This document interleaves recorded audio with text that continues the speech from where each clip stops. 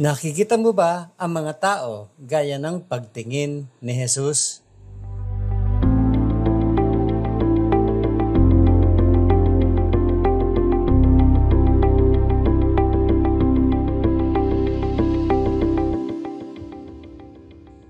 Kamusta po kayo? Pastor Arnold po. Paano mo malalaman kung tama ang pananaw mo sa buhay?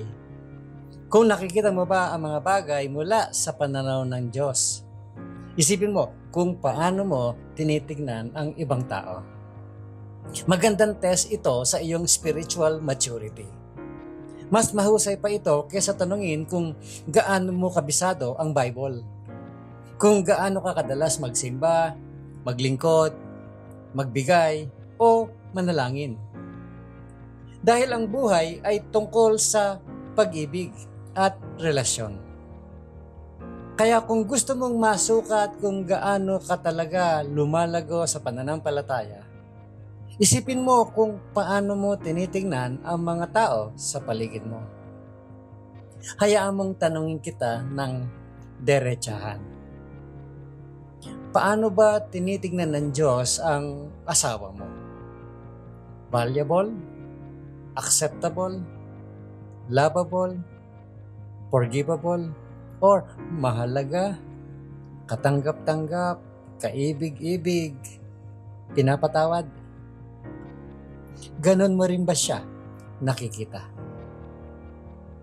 Paano naman yung nakasabay mo sa grocery store? Yung driver na nag-cut sa'yo sa EDSA. Yung pulubi sa kalsada. Ano ang nakikita mo sa kanila?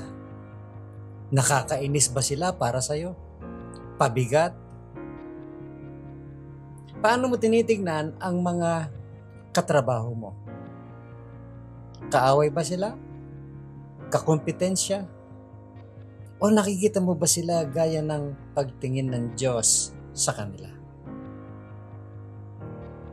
Tandaan natin, mahalaga ang bawat tao sa Diyos. Wala siyang pinipili. Hindi mahalaga kung sino sila, ano ang nagawa nila, o kung ano man ang paniniwala nila. Binigay ni Kristo ang buhay niya para sa kanila.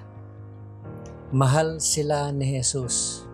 May plano ang Diyos para sa bawat isa at gusto niya silang magkaroon ng relasyon sa Kanya. Sinasabi sa Mark chapter 6 verse 34, When Jesus landed and saw a large crowd, He had compassion on them because they were like sheep without a shepherd. Ganyan kung paano tinitingnan ni Jesus ang mga tao. At pwede rin tayong matutong tumingin sa iba sa ganung paraan. Pwede mong matutunang magkaroon ng malasakit, hindi lang sa pamilya mo, kundi pati sa mga kapitbahay mo, sa komunidad mo, sa bansa mo, at sa buong mundo. Hayaan mong lumawak, luminaw, at lumalim ang iyong spiritual vision habang natututo kang tumingin sa mga tao tulad ni Jesus.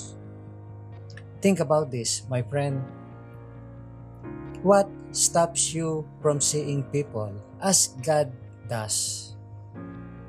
It could be things like pride, competition, or being too busy. How can you reduce these distractions? Ano ang mga nakakahadlang para makita mo ang iba mula sa pananaw ng Diyos? Pwedeng pride, or competition, o pagiging sobrang abala. Paano mo kaya ito mababawasan? Pag-isipan mo. Pangalawa, when you see other people through God's eyes, how does your perspective change? Ano ang nababago o nagbabago sa pananaw mo kapag nagsimula kang tumingin sa ibang tao gaya ng paningin o pagtingin ng Diyos. Pag-isipan mo yan, kaibigan.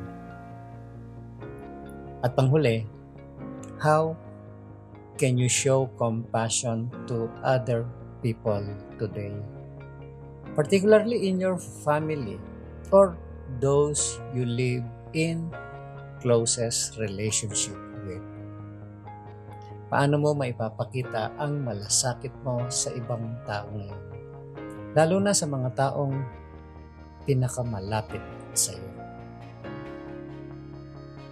Ito po si Pastor Arnold Adriano at ang encouragement na ito ay hatid sa inyo ng Malabon Community Church.